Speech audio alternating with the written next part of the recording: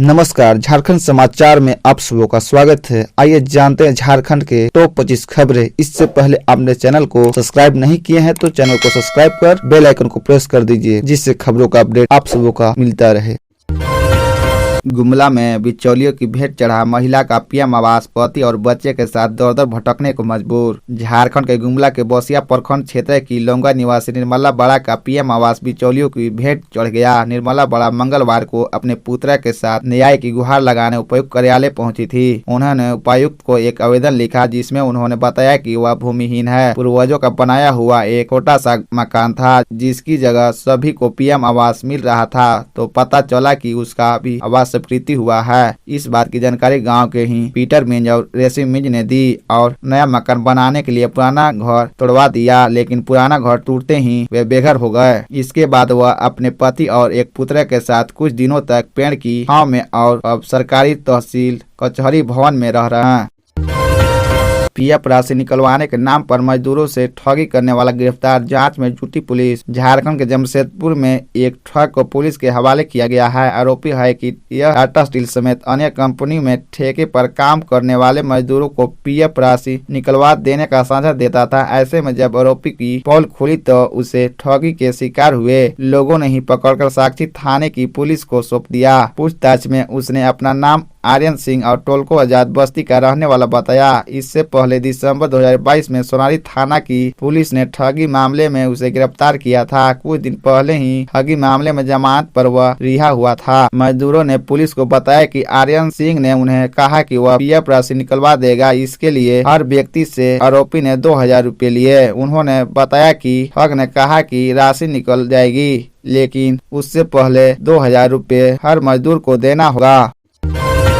Jharkhand high court से BJP विधायक डुल्लू महतो को मिली जमानत, जेल से बाहर निकलने की बड़ी संभावना। झारखंड हाईकोर्ट ने धनबाद के बाघमारा विधानसभा क्षेत्र से बीजेपी विधायक डुल्लू महतो को बड़ी राहत दी है। जस्टिस राजेश गुप्ता की कोर्ट ने हत्या के प्रयास, रंगदारी और आर्म्स एक्ट समेत कई मामलों के आरोपी विधायक डुल्लू महतो को जमानत दी है। मंगलवार 28 फरवरी को जमानत मिलने के बाद डुल्लू महतो के जेल से बाहर निकलने की संभावना बढ़ गई है। मालूम हो कि वारंटी राजेश गुप्ता को पुलिस हिरासत से छुड़ाने और सरकारी काम में बाधा पहुंचाने के मामले में विधायक डुल्लू महतो समेत 3 आरोपी को जनवरी माह में ही झारखंड हाईकोर्ट से जमानत मिल गई थी, लेकिन हत्या के प्रयास, रंगदारी और आर्म्स एक्ट समेत अन्य मामले के कारण विधायक डुल्लू महतो जेल में बंद थे। इधर 28 फरवरी 2023 को झारखंड हाईकोर्ट से इन मामले में भी जमानत मिलने के बाद अब विधायक के जेल से बाहर निकलने की संभावना बढ़ गई है।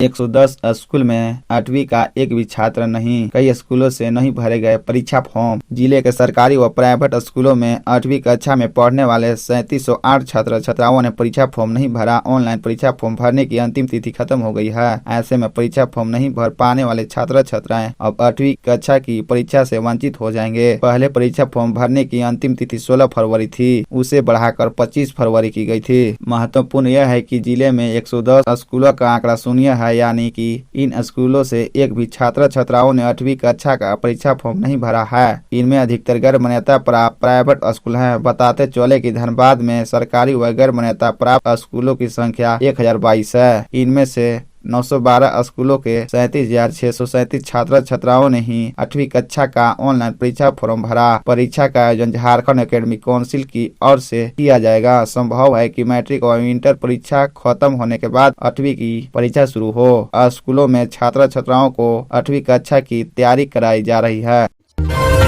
ताजिकिस्तान में फंसे झारखंड के 35 मजदूर कब लौटेंगे वतन, हेमंत सोरेन सरकार से लगाई थी मदद की गुहार। ताजिकिस्तान में फंसे झारखंड के 35 श्रमिक जल्द अपने वतन लौटेंगे। राज्य प्रवासी नियंत्रण कक्ष के अनुसार पहले चरण में 22 श्रमिक झारखंड लौट आएंगे। शेष मजदूर टिकट बुकिंग के बाद आएंगे। आपको बता दें कि झारखंड के 35 मजदूर ताजिकिस्तान में फंसे हुए हैं। इन्होंने झारखंड की हेमंत सोरेन और केंद्र की नरेंद्र मोदी सरकार से अपील की है कि उनकी वतन वापसी सुनिश्चित की जाए। पाकिस्तान में फंसे ये सभी मजदूर बोकारो, गिरिडीह, हजारीबाग और धनबाद जिले के रहने वाले हैं। प्रवासी मजदूर का ये पहला मामला नहीं है। इससे पहले भी कई मजदूर विदेश में फंस चुके हैं। कंपनियों द्वारा काम करार, पासपोर्ट जब्त कर लेने और मजदूरी नहीं देने पर मजदूरों की परेशानी बढ़ जाती है। इस बार भी झारखंड के बोकारो, गिरिडीह, हजारीबाग और धनबाद के मजदूर ताजिकिस्तान में फंसे हुए हैं। सोशल मीडिया के जरिए उन्होंने वतन वापसी की गुहार लगाई है।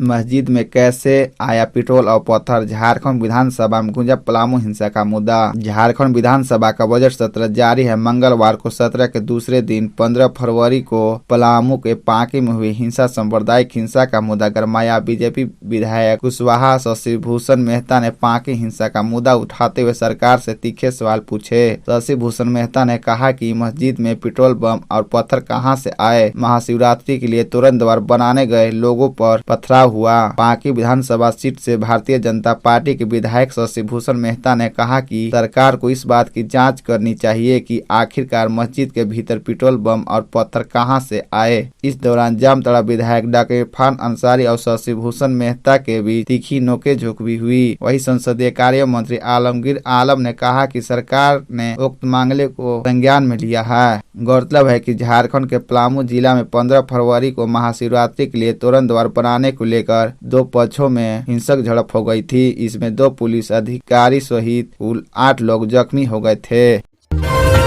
2016 से पहले वाली नियोजन नीति पर नियुक्त के पक्ष में है 73% युवा। हेमंत सोरेन सरकार ने मांगी थी राय। मुख्यमंत्री हेमंत सोरेन के नेतृत्व में खतियान आधारित नियोजन नीति पर अंतिम निर्णय लेते हुए विधानसभा से इस संबंध में विधेयक पारित करते हुए आगे के निर्णय के लिए राज्यपाल के पास भेजा था। राज्य सरकार का इस संदर्भ में स्पष्ट मानना था कि 1932 की खतियान आधारित नियोजन नीति एवं पिछड़े वर्ग को 27% आरक्षण देने के विषय को संविधान की 9वीं अनुसूची का आरक्षण मिल जाने के बाद ही बहाल किया जाए। इन परिस्थितियों में जब राज्यपाल द्वारा राज्य सरकार का प्रस्ताव वापस कर दिया गया, ऐसे में एक तत्कालिक कदम की जरूरत को महसूस करते हुए राज्य के युवाओं से इस संबंध में राय जानने का प्रयास किया गया था, क्योंकि पूर्व की सरकार के समय लाई गई 13/11 वाली नियोजन नीति को भी न्यायालय द्वारा रद्द करने का आदेश पारित किया जा चुका था। ऐसे में युवाओं की राय जानना था कि क्या तत्कालिक तौर पर पूर्व की नियोजन नीति 2016 के पहले वाले के आधार पर की प्रक्रिया प्रारंभ करनी चाहिए।